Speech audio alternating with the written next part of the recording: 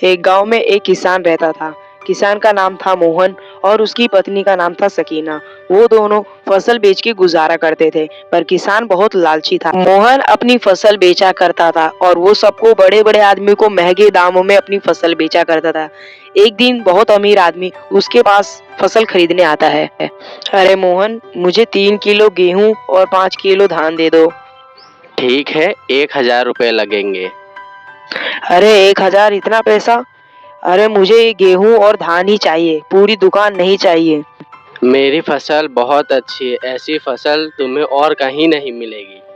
ठीक है, दे दो। मैं इतनी दूर से आया हूँ तो खाली हाथों वापस नहीं जा सकता, पर मैं अगली बार इस दुकान को देखने भी नहीं आऊंगा। वो मालिक इतना ही कहते हुए फसल लेके चला जाता है और फिर उसके बाद ऐसे ही वो सबको महंगे महंगे दामों में फसल बेचता और अपना गुजारा करता था। बहुत कम जन इसी लालच के कारण उसकी दुकान में आते ही नहीं थे। इसी के कारण उसकी बीवी सकीना उससे बहुत परेशान रहती थी। एक दिन सकीना मोहन से कहती है, अरे तुम इतनी लालच करोगे तो कोई तुम्हारी फसल खरीदने नहीं आएगा, हमारा गुजारा नहीं चलेगा क्या? मुझे मेरा काम कैसे करना है मुझे पता है, तुम बीच में मत बोलो। मोहन की ये बात सुनकर सकीना बहुत गुस्सा हो जाती है। मोहन जब अपनी दुकान में जाता है तो वो देखता है कि उसकी सारी फसल चोरी हो जाती है और वो थोड़ा चौंक जाता है। अरे ये क्या हो गया, मेरी तो सारी फसल चोरी हो गई।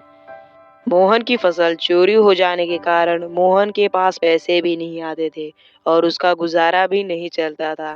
एक दिन मोहन अपने बचे कुचे पैसे से वो दुकान में सब्जी खरीदने गया और कहा, अरे भाई साहब, मुझे 2 किलो आलू दे दो।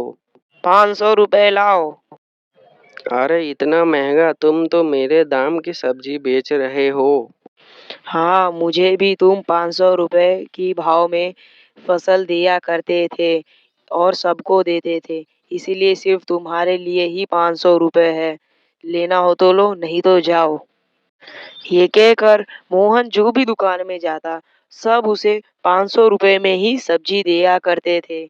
इसलिए मोहन घर जाकर बहुत उदास हो गया और बोला, इसमें सब मेरी ही गलती है। अगर मैं ज़्यादा दाम में फसल नहीं बेचता तो आज मुझे भी सब कम दाम में ही फसल देते और ना ही मुझे आज ये दिन देखना पड़ता।